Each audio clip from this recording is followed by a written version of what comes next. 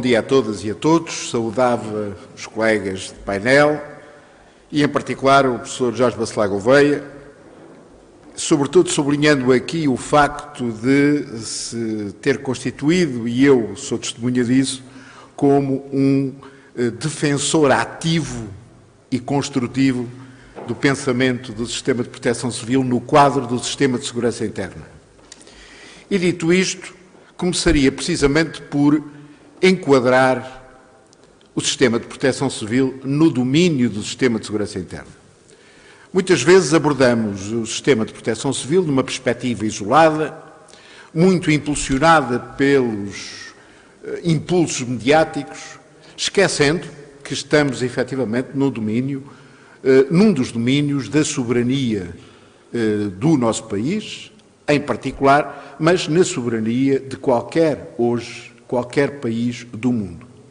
O quadro de ameaças em que hoje a comunidade internacional vive, e em particular também na União Europeia, onde nos inserimos, aconselha que olhemos para a proteção civil numa perspectiva integrada e nunca numa perspectiva redutora, fechada sobre si própria, como se fosse possível salvaguardar a vida de pessoas e prevenir riscos de uma visão que não seja alargada, partilhada, coordenada, conciliada e sustentada em conhecimento. Dito isto, e partindo do princípio de que, de uma forma muito reduzida e resumida, o grande objetivo dos sistemas de proteção civil em qualquer parte do mundo é salvar vidas como primeira prioridade e depois prevenir riscos, facilmente percebemos que no domínio do salvamento de vidas é necessário saber e saber fazer. E no domínio da prevenção de riscos é indispensável, como citava aqui o professor Artur Costa, o nosso amigo Costa Alves, incorporar conhecimento.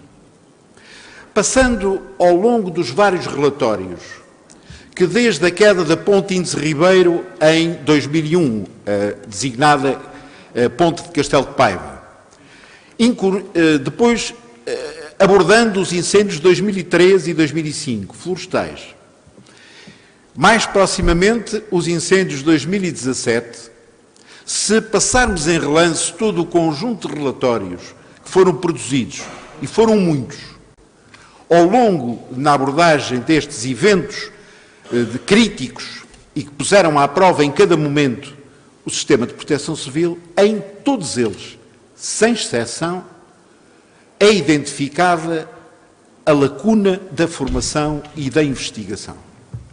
O que quer dizer que este problema do sistema de proteção civil não é um sistema novo, ou melhor, não é um problema novo no sistema. O que tem faltado, efetivamente, é a resposta para a sua resolução. Então, sendo um problema identificado há tanto tempo, há mais de 20 anos, de forma expressa, por múltiplas entidades, por múltiplas personalidades, cientistas e até deputados, visto que existe no conjunto de relatórios que estão disponíveis sobre este conjunto de eventos ao longo destes 20 anos, figuram também relatórios de comissões parlamentares especializadas que se debruçaram, em particular, nos incêndios de 2003 e 2005 e depois nos incêndios de 2017.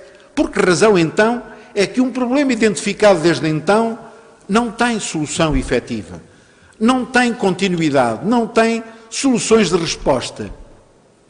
Bom, em primeiro lugar, por uma razão muito simples. É porque, contrariamente a estes domínios da vida nacional, a proteção civil tem andado à procura de um modelo estratégico, tem andado à procura da substância do conhecimento em que se pode alicerçar. E tem sido ela influenciada, sobretudo, no domínio do seu processo legislativo, sucessivamente pelos ciclos das legislaturas, em que a palavra de ordem é deixar marca ou do Sr. Ministro ou do Sr. Secretário de Estado nas respectivas leis. Sendo que a lei é um instrumento, certamente que preciosíssimo e indispensável no domínio do Estado de Direito. Mas as leis devem também servir como faróis para a execução de medidas, como elementos de orientação para materializar soluções para os problemas identificados. E, infelizmente, no caso particular do sistema de proteção civil em Portugal, este sistema tem apenas e só funcionado como um laboratório de experiências. É este experimentalismo sistemático que tem marcado a vida e a atividade desse sistema ao longo de anos, que tem impedido a construção de uma ideia, de um pensamento multianual que ultrapasse legislaturas e que possa definitivamente dotar o país, embora todas as suas insuficiências, há outros sistemas que têm esta continuidade ou têm tido esta continuidade, o sistema de proteção civil, pela sua relevância, pela sua multissectorialidade, pela sua multidisciplinaridade, tem encontrado sempre como barreira o experimentalismo da qual tem sido vítima.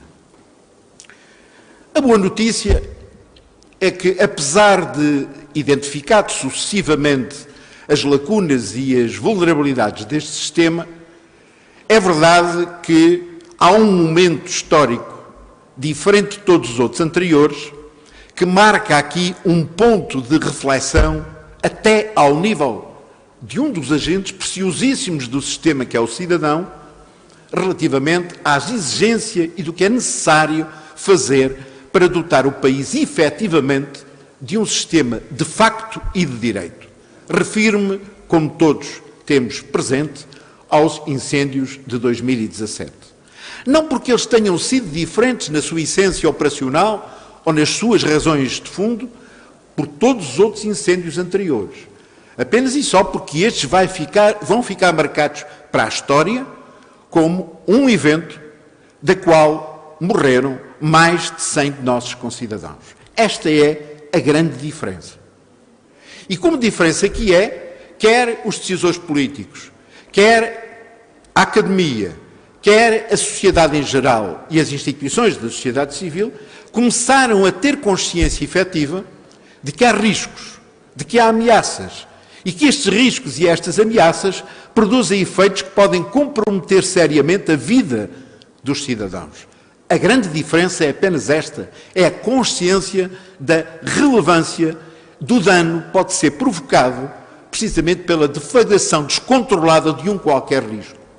E a este propósito, queria também sublinhar o que já aqui foi dito. Em 2014, a Autoridade Nacional de Proteção Civil elaborou um importantíssimo documento, Avaliação Nacional de Risco, que infelizmente até ao momento nunca mais foi revisitado, o que não permite a atualização desse referencial de Avaliação Nacional de Risco, onde podemos facilmente identificar que, muito para além do risco de incêndio florestal, há um conjunto diversificado de outros riscos que poderão potencialmente provocar tantos ou maiores danos do que aqueles que foram provocados em 2017 pelos incêndios florestais de Pedrógão Grande e depois em outubro na região centro do país. E não estou a minimizar a relevância e importância destas ocorrências. Estou apenas e só a chamar a atenção para o risco potencial que outro tipo de riscos o território nacional possui e para o qual não existe nem atenção, nem pensamento estruturado, nem investigação aplicada. Quero, no entanto, sublinhar uma boa notícia. E a boa notícia já foi aqui identificada, que tem associada a si uma má notícia. Já lá vamos. A boa notícia é, efetivamente, esta resolução do Conselho de Ministros 176 de 2018, que foi aprovada em Conselho de Ministros 25 de outubro de 2018 e que foi publicada em Diário da República em 18 de dezembro. Na sequência do relatório da Comissão Técnica Independente que foi constituída na Assembleia da República para os incêndios florestais, e já este ano do Observatório Técnico Independente para a avaliação do Sistema de Proteção Civil no quadro do risco florestal, foi apontada expressamente como um caminho a necessidade de constituir uma rede de formação e investigação que pudesse, então e finalmente, materializar estes déficits identificados e que, para além dos diagnósticos formais, sucessivos e até muitas vezes, digamos que monótonos, levasse finalmente à prática um caminho, levasse finalmente à prática um quadro de solução. A boa notícia é exatamente o anúncio desta Rede Nacional de Formação e Investigação. O caminho estruturado para a sua construção, no meu ponto de vista, é correto. Começa desde logo por dizer que haverá necessidade de dinamizar a criação de parcerias institucionais. E a parceria institucional não anula as competências legais, institucionais de cada um dos parceiros. É neste sentido que é preciso, quando se aborda a questão das parcerias que envolva universidades e instituições de ensino, respeitar o princípio da autonomia destas. Portanto, a parceria não pressupõe a anulação, nem pode pressupor a anulação. E o exercício da regulação tem que, obviamente, respeitar o quadro de competências específicas de cada um dos parceiros. É por isso que este artigo 10º da nova Lei Orgânica da Autoridade Nacional, agora designada de Emergência e Proteção Civil, carece de clarificação operacional. Sendo legítimo que haja uma entidade que ponha ordem nisto, no que se refere, de facto, à profusão de propostas formativas, não se pode, naturalmente, anular a livre iniciativa de quem, efetivamente, tem legitimamente, digamos que passa o pleonasmo de legitimidade, para propor conteúdos formativos. Agora, evidentemente que é desejável que haja regulação. Mas este artigo 10º é um dos aspectos que carecem, de facto, de explicitação. Esta resolução do Conselho de Ministros, já foi aqui referida, apontava o horizonte temporal 180 dias para a rede existir. Bom, 180 dias termina precisamente no dia 17 de junho próximo.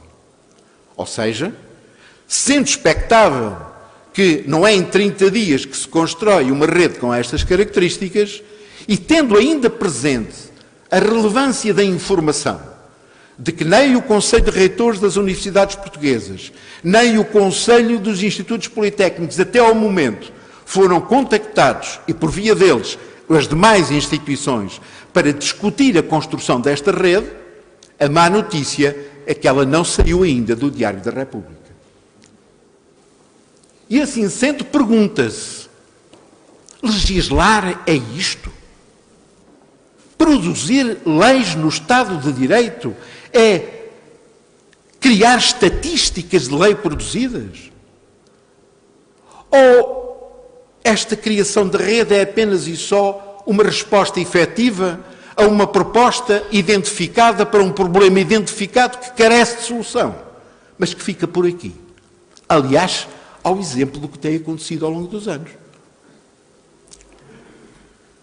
Um outro aspecto que gostaria também aqui de sublinhar.